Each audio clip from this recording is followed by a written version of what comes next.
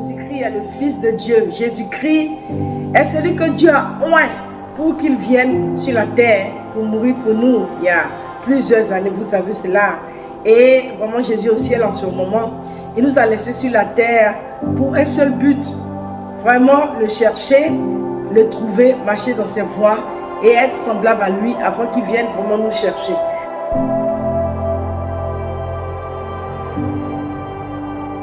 Bonjour tout le monde, vraiment c'est avec un grand plaisir que je vous retrouve pour vous parler de la part du Seigneur Jésus-Christ. Soyez bénis dans le nom de Jésus-Christ, notre roi. Voilà, c'est toujours un plaisir de parler de la part du Seigneur. Et quand le Saint-Esprit nous inspire, nous nous laissons entraîner par la voix de Dieu et nous parlons de sa part. Donc, nous allons commencer vraiment une série de messages avec des thèmes divers que le Seigneur vraiment va m'inspirer pour partager avec vous. Et c'est vraiment avec un grand plaisir vraiment que je suis là pour vous parler de la part de Jésus-Christ. Donc, avant de continuer, on va prier pour demander au Seigneur vraiment de nous guider, vraiment que son esprit soit avec nous pour nous parler. Voilà, donc on va prier. Prions. Père éternel, créateur de l'univers, le Dieu d'Abraham, d'Isaac, de Jacob, le Dieu qui nous a fait, c'est avec un cœur rempli d'amour et de joie que nous venons devant toi, parce que Dieu, tu es formidable, Seigneur. Et je sais que tu es là-haut avec ton Fils Jésus-Christ. Ton but, c'est de venir nous chercher bientôt pour que nous allons nous reposer auprès de toi. Mais avant que tu n'arrives, tu aimerais vraiment qu'on marche sur ton chemin, dans tes voies. Et je prie vraiment que tu puisses vraiment m'utiliser simplement comme un instrument, Seigneur, pour parler de ta part. Merci d'être avec ce temps. Beaucoup d'entre nous te cherchons, beaucoup d'entre nous ne savons pas où aller finalement. Mais Seigneur, toi tu es là et tu veux nous parler. Que ta grâce soit avec ce temps. Béni sois-tu au nom de Jésus. Amen. Amen. Donc soyez bénis dans le nom de Jésus-Christ. Oui, vous savez que Jésus-Christ est notre Seigneur. Jésus-Christ est le Fils de Dieu. Jésus-Christ est celui que Dieu a oint pour qu'il vienne sur la terre pour mourir pour nous. Il y a plusieurs années, vous savez cela. Et vraiment Jésus au ciel en ce moment, il nous a laissé sur la terre pour un seul but. Vraiment le chercher, le trouver, marcher dans ses voies et être semblable à lui avant qu'il vienne vraiment nous chercher. Donc vraiment, ne soyons pas distraits. Vous savez que nous sommes vraiment dans le moment très difficile de l'humanité. Mais il est temps pour nous de nous concentrer vraiment à la recherche de Dieu et surtout à trouver ses voies et à faire sa volonté. Donc vraiment, que le Seigneur nous bénisse et qu'il nous guide. Nous allons vraiment commencer une série d'enseignements selon les différents thèmes que le Seigneur vraiment va m'inspirer et pour que ensemble nous puissions débattre vraiment de ces sujets-là et nous apprêter pour la venue du Seigneur. Amen les sœurs et amen vraiment les enfants de Dieu, vraiment soyez bénis. Aujourd'hui le Seigneur m'a mis à cœur un thème que nous allons vraiment aborder et qui est vraiment très capital. Et nous allons vraiment parler de ce thème et nous allons vraiment le développer par la grâce du Seigneur. Donc le thème de mon message aujourd'hui, c'est un thème très simple que vous allez vraiment voir. Veux-tu être sauvé? Voici le plan du salut. Donc, veux-tu être sauvé? Voici le plan du salut selon bien sûr la Bible. Donc je sais que le salut d'un être humain, c'est la chose la plus importante sur la terre. C'est-à-dire que Dieu nous a créés et il a permis que nous puissions respirer aujourd'hui. Et un jour nous allons partir de la terre. Mais la chose la plus importante dans la vie de chaque être humain, c'est d'abord de chercher à ce que son âme soit sauvée. Donc tu peux vivre pendant plusieurs années sur la terre et si tu n'es pas sauvé, si tu n'es pas dans le plan de Dieu, ça ne sera pas une bonne chose, ça sera vraiment dommage. C'est comme si tu as gaspillé ta vie sans Dieu. Donc il faut vraiment qu'en tant qu'être humain, nous puissions vraiment nous préoccuper de notre salut. C'est important qu'on puisse savoir, est-ce que je suis sauvé? Est-ce que je suis dans une bonne voie? Est-ce que je suis à la place où je dois être? Est-ce que le Seigneur vraiment agrée mes actions? Est-ce que quand Jésus viendra, un jour, est-ce que je serai avec lui? C'est important qu'on se pose ce genre de questions parce que c'est la chose la plus importante pour l'âme d'un être humain. Donc nous allons aborder ce sujet-là. Donc avec l'aide du Seigneur, bien sûr. Donc le titre, je vous dis, c'est « Veux-tu être sauvé? Voici le plan du salut. » Amen les sœurs. Donc Comme je disais que le salut d'un être humain est très, très, très important. Et nous devons vraiment nous battre pour être dans les voies de Dieu. Donc, premièrement, si tu veux être sauvé, si tu es préoccupé par le salut de ton âme, la première des choses que tu dois faire, c'est d'abord que tu dois chercher Dieu de tout ton cœur. Ça, c'est le premier point. Si un être humain veut être sauvé, la première des choses que la personne doit faire, c'est de chercher d'abord Dieu de tout son cœur pour d'abord le trouver avant que le salut ne vienne. Nous allons lire ça en Jérémie 29, verset 13. Donc, je vous conseille d'avoir un cahier parce qu'il y aura beaucoup de thèmes qu'on va aborder. Avec le cahier, on va mettre tous ces thèmes dedans et ça va vraiment nous aider. Et le but de ces messages, c'est vraiment de nous amener à nous rapprocher de Dieu. C'est ça le but de nos messages que nous allons faire. C'est vraiment de nous amener à la repentance continuelle de nos âmes et à nous rapprocher de Dieu, à être dans les voies de Dieu. C'est ça le but des messages que vraiment le Seigneur va m'inspirer. C'est ça le but. Donc, ayons un cahier et nous allons écrire tous ces messages dedans et ça va nous aider à les relire à chaque fois. Donc, nous allons aller en Jérémie 29, bien sûr, avec une Bible et un stylo. Ça va nous aider à prendre des bonnes notes. Jérémie 29, nous allons le verset 13. Qu'est-ce que le Seigneur nous dit ici? C'est bon d'être dans la parole. Vous me chercherez et vous me trouverez parce que vous me cherchez de tout votre cœur. Amen. Vous voyez, mes amis, Dieu nous dit ici que nous allons le trouver à une seule condition si nous le cherchons de tout notre cœur. Vous voyez, de nos jours, beaucoup d'entre nous cherchons beaucoup de choses. Beaucoup d'entre nous, on veut être riche, on veut voyager, on veut vraiment construire des maisons, on veut beaucoup de choses, on veut se marier. Pour nous les femmes, on veut avoir beaucoup d'enfants, on veut être riche. Ça, c'est une bonne chose. Mais Dieu nous dit d'abord de le chercher, lui qui nous a créés. Nous devons chercher Dieu dans ses voies. Nous devons chercher Dieu dans la vérité. Nous devons chercher Dieu, le Dieu qui nous a créés. Nous devons prier Dieu pour dire à Dieu, je suis là, tu m'as créé. Quelle est la voie que tu veux que je suive? Quel est le chemin que tu veux que je suive? Où tu veux que je prie? Oui, parce que mes amis, de nos jours, il y a beaucoup d'églises qui nous entourent. Il y a beaucoup d'enseignements qui nous entourent. Il y a beaucoup de fausses doctrines, malheureusement, qui nous entourent.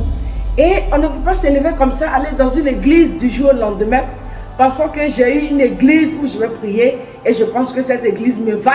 Non, tu dois d'abord prier le Dieu qui t'a créé et lui demander dans quelle église tu veux que je prie. Où est-ce que tu veux que je prie? Où est-ce que tu penses que les gens sont encore restés dans tes voies? Je ne veux pas perdre mon âme. Je veux que tu me guides, Seigneur. Ça, c'est la première des choses que tu dois faire si tu veux que ton âme soit sauvée. Tu dois demander à Dieu de te guider, de te montrer la vérité dans sa parole, de te montrer ses voies, de te montrer le chemin que tu dois suivre. Ça, c'est la première des choses. Parce que Dieu nous dit dans ce passage, en Jérémie 29, verset 13, « Si vous me cherchez de tout votre cœur, je me laisserai trouver par vous. » Donc, si tu viens sauver, le premier point, tu dois d'abord chercher Dieu et prier pour que Dieu te guide. Ça, c'est la première des choses que tu dois faire. Deuxième des choses que tu dois faire, tu veux sauver, tu dois te repentir de tous tes péchés et tu dois te baptiser pour que Dieu pardonne tes péchés pour recevoir le Saint-Esprit. Ça, c'est le deuxième point. Si tu veux sauver, tu dois vraiment étudier d'abord la Bible.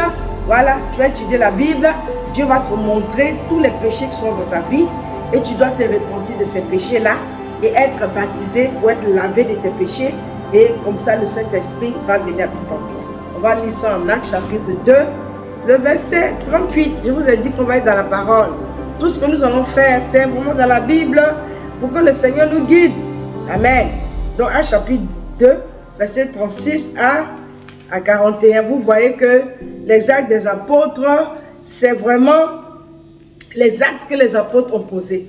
Les apôtres, c'est eux qui ont reçu vraiment la première mission. C'est à eux que Jésus a confié cette première base-là de son église et la première parole de Dieu a été confiée aux apôtres pour qu'ils aillent faire de toutes les nations les disciples de Jésus-Christ. Et si nous voulons être sauvés, nous allons rester sur cette même base que les apôtres ont laissée dans la parole. On ne va pas s'éparpiller, on ne va pas chercher un pasteur ou quoi. On va être dans la parole pour chercher d'abord quelle était cette église primitive, l'église du premier siècle, comment ça a commencé, comment les disciples du premier siècle ont été sauvés. On va rester sur cette même base-là pour que notre âme aussi soient sauvés comme eux. On ne va pas aller suivre une autre doctrine. Donc on va lire dans le livre des Actes des Apôtres, le chapitre 2, et on va commencer au verset 36. Ça, c'est le jour de la Pentecôte, lorsque l'apôtre Pierre est en train de prêcher la parole, puis que ça lui, Jésus avait remis les clés pour commencer son église. Donc on va ressusciter cette première église qui a commencé. Qu'est-ce que l'apôtre Pierre est en train de dire dans sa prédication? Commençons au verset 36.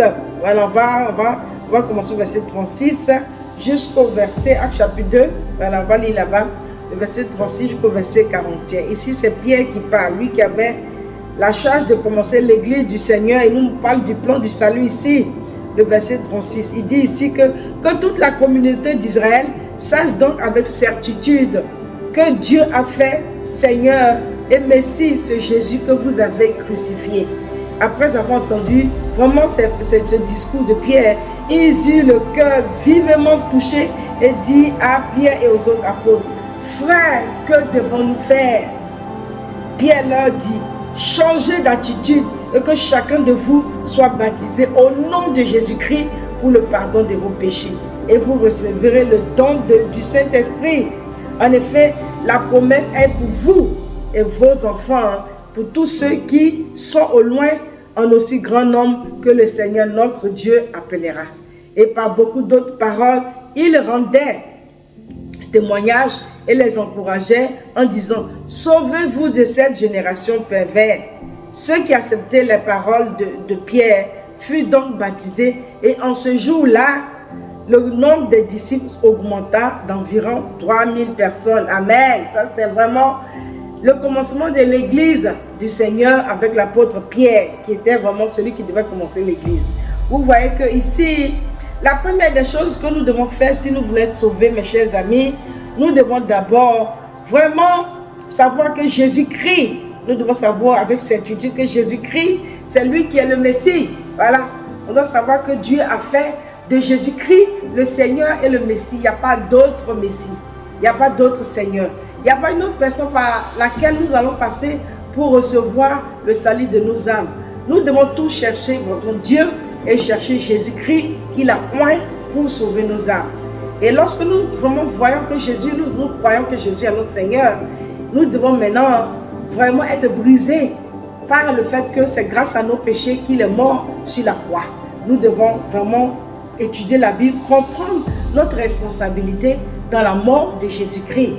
Et lorsque nous étudions la Bible, nous comprenons notre responsabilité dans la mort de Jésus.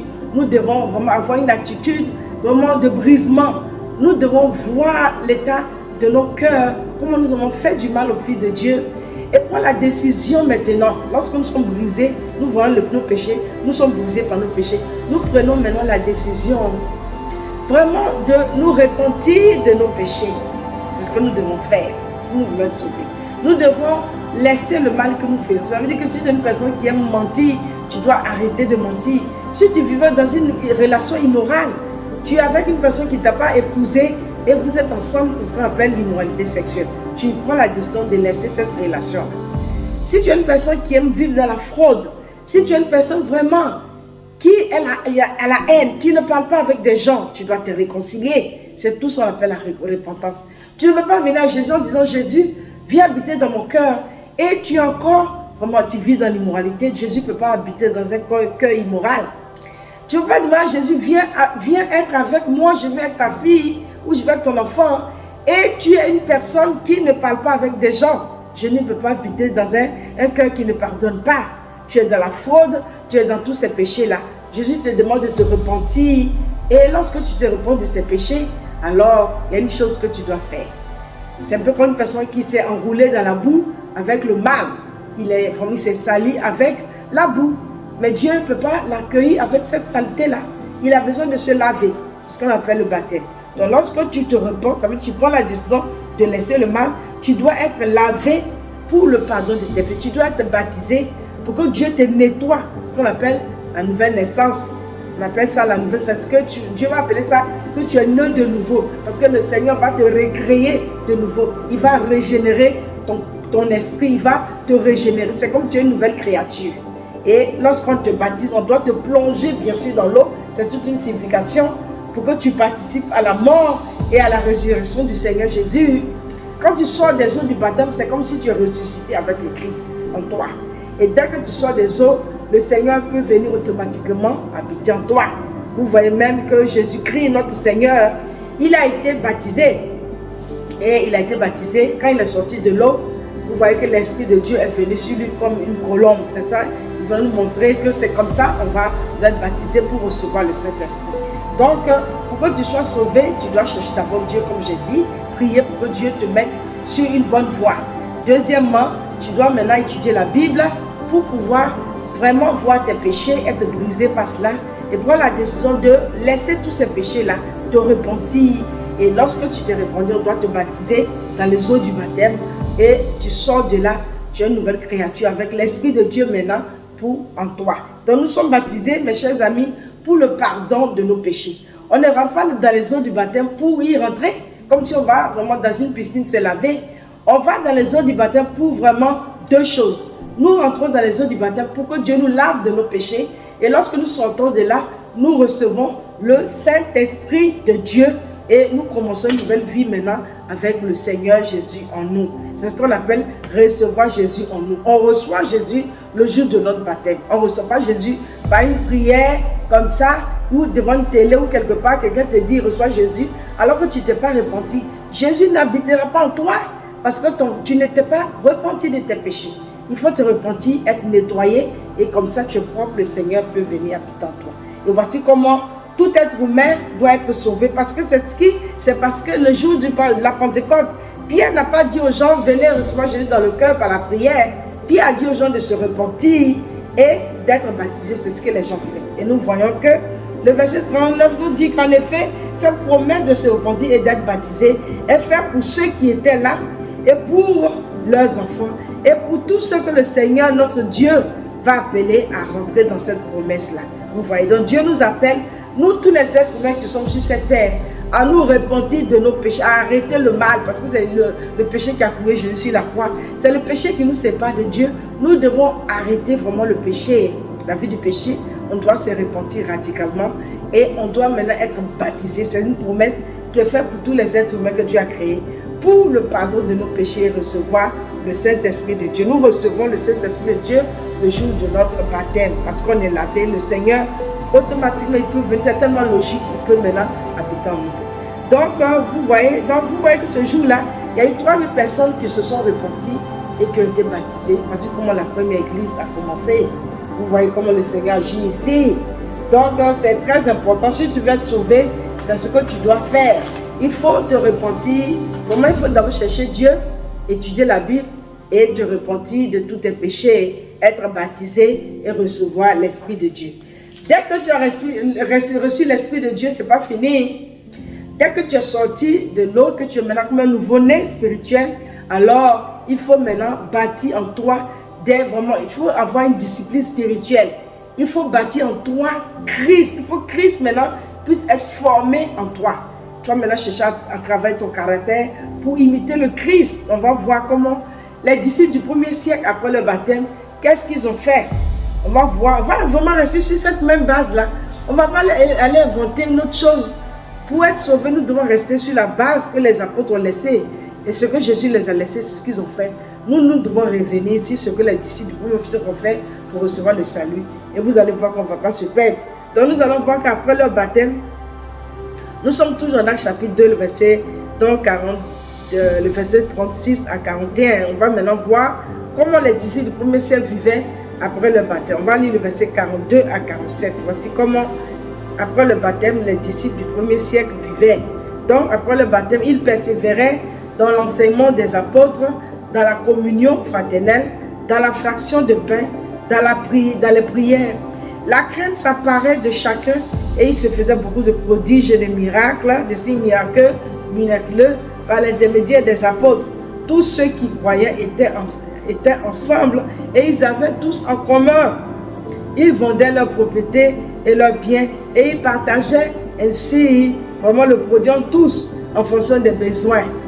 Et vraiment chaque jour avec persévérance, ils se retrouvaient d'un commun cœur au temple, ils rompaient le pain et dans les maisons et ils prenaient leur nourriture avec joie et simplicité de cœur. Ils louaient Dieu et avaient la faveur de tout le peuple. Et le Seigneur ajoutait chaque jour à l'église ceux qui étaient sauvés. Voici comment l'église du premier siècle fonctionnait. Voici comment les disciples du premier siècle, après le baptême, ce n'est pas fini après le baptême. Il faut maintenant vivre comme les disciples ici vivaient. Qu'est-ce qui s'est passé avec l'église que le Seigneur a laissée dans la main de Pierre? Après les disciples du premier siècle, comment ils ont vécu? Après leur baptême, on dit qu'ils ont persévéré dans l'enseignement des apôtres.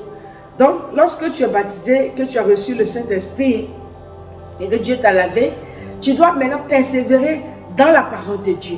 C'est-à-dire tous les jours que Dieu fait, tu dois lire la Bible jour de nuit, comme la Bible dit, pour vraiment connaître Dieu profondément, pour bâtir une relation solide avec le Christ, pour bâtir une relation solide avec Dieu et être scellé en lui.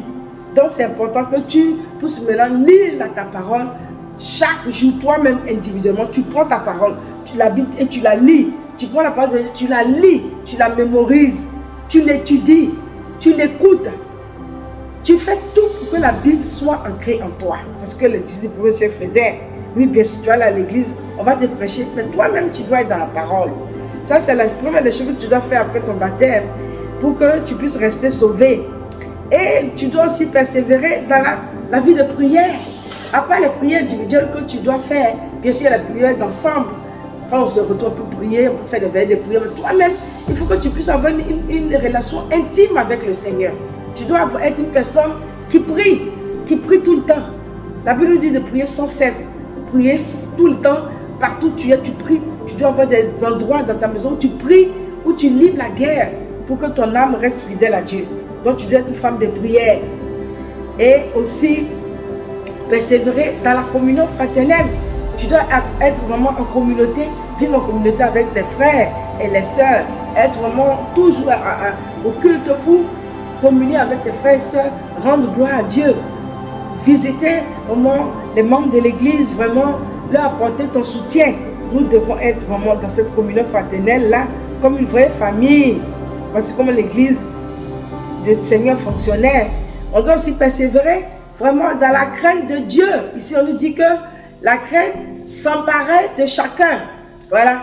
Donc, nous reconnaissons que nous sommes encore sauvés lorsque, après nos baptêmes, nous vivons dans la crainte de Dieu. Tu ne peux pas dire que je suis chrétienne et après ton baptême, tu retournes dans l'ancienne nature. Tu retournes dans l'immoralité, tu retournes dans l'adultère, tu es dans la colère, tu ne parles pas avec les gens. Tu vis dans tous ces péchés, tu es dans la fraude pendant que tu es chrétienne. Ça, tu n'es plus enfant de Dieu quand tu es comme ça. Tu dois vivre quotidiennement dans la crainte de Dieu. Voici comment on reconnaît les vrais enfants de Dieu. Voici comment tu peux savoir que je suis enfant de Dieu. La crainte doit s'emparer de ton âme et tu dois vivre dans la crainte. Et on voyait comment les gens, ils avaient une vie où ils partageaient ce qu'ils avaient. Ils n'étaient pas égoïstes, ils partageaient leur bien avec les frères et sœurs ensemble. Ils partageaient. Et on nous voyait aussi que le Seigneur, il persévérait aussi dans la Sainte Seine. Dans le repas du Seigneur, lorsqu'il se retrouve, il persévérait parce que le Seigneur a dit que nous devons persévérer dans la Sainte Seine. Donc, il persévérait dedans. Et ces personnes-là, ils vivaient une vie d'évangélisation. Ils évangélisaient. À travers eux, le Seigneur ajoutait chaque jour à l'église ceux qui veulent amener au salut. Donc, en tant que membre de l'église, nous devons évangéliser, sauver les enfants de Dieu qui sont encore hors de l'enclos, les amener à étudier la Bible, à se repentir et à être baptisés pour qu'eux aussi, ils s'ajoutent à l'église du Seigneur. Nous devons faire ce travail-là. On ne peut pas venir à l'église croiser nos bras et ne rien faire. On doit être des ouvriers, des ouvrières pour le Seigneur. On doit travailler pour Dieu parce que le Seigneur ne va pas descendre pour aller évangéliser. Nous devons évangéliser et amener les gens saints. Donc voici ce que nous devons faire pour que nous puissions être sauvés. Nous devons d'abord, premièrement, chercher Dieu. Deuxièmement, nous devons vraiment étudier la Bible, voir comment le Seigneur Jésus est le Messie, comment nous devons nous donner à lui en nous repentant de nos péchés, en étant baptisés pour le pardon de nos péchés et recevoir le Saint-Esprit. Lorsque nous avons reçu le Saint-Esprit à travers la repentance et le baptême, nous pouvons maintenant commencer cette nouvelle vie avec le Seigneur en persévérant dans la parole de Dieu, en persévérant dans la vie de prière, en persévérant dans la communion fraternelle, en persévérant dans la crainte de Dieu tous les jours que Dieu fait, en vraiment partageant, vivant dans cette communauté que le Seigneur nous a laissée, en partageant ce que nous avons, en étudiant la Bible avec les gens, en œuvrant pour le Seigneur, en servant le Seigneur, en étudiant la Bible avec les gens qui ne connaissent pas encore Dieu pour les amener au salut. Et si nous faisons tout ça, nous pouvons dire que nous sommes sauvés. Nous pouvons dire que vraiment nous sommes dans les voies de Dieu. Arrêtons de courir après vraiment des gens en pensant que notre salut est en eux, les pasteurs, les bishops, les archibishops. Cherchons Dieu dans la vérité. Cherchons Dieu dans ses voies. Amen. Demandons à Dieu de nous guider dans cette génération. Demandons à Dieu de nous montrer le chemin qu'il a laissé. Revenons aux Écritures. Revenons à ce que Dieu a laissé dans la parole. Et cherchons à nous repentir réellement de nos péchés. Vivons une vraie vie de repentance. Laissons le mal. Pardonnons. Mettons-nous sur le vrai chemin de Dieu et suivons ses voies. Et lorsque nous sommes dans les voies de Dieu, à travers cette repentance, une vraie repentance qu'on a eue et ce vrai baptême qu'on a eu pour le pardon de nos péchés, nous devons continuer à vivre dans la crainte de Dieu et continuer à vivre une vie de prière. Et nous devons nous imprégner de la parole pour que nous puissions être forts dans la foi. Donc voici ce que le Seigneur a mis vraiment sur mon cœur pour partager avec vous. Que le Seigneur vous bénisse et à la prochaine fois pour un autre enseignement inspiré par le Seigneur. Que le Seigneur vous bénisse. Amen.